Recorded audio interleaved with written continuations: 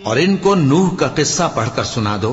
جب انہوں نے اپنی قوم سے کہا کہ اے قوم، اگر تم کو میرا اپنے درمیان رہنا اور اللہ کی آیتوں سے نصیحت کرنا ناگوار ہو تو میں تو اللہ پر بھروسہ رکھتا ہوں، تم اپنے شریکوں کے ساتھ مل کر ایک کام جو میرے بارے میں کرنا چاہو مقرر کر لو،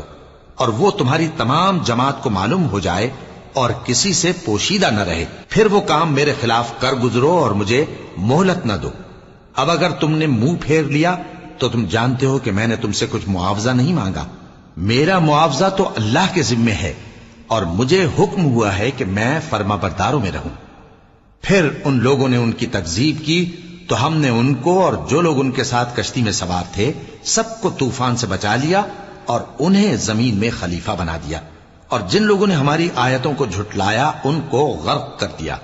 تو دیکھ لو کہ جو لوگ ڈرائے گئے تھے ان کا کیسا انجام ہوا۔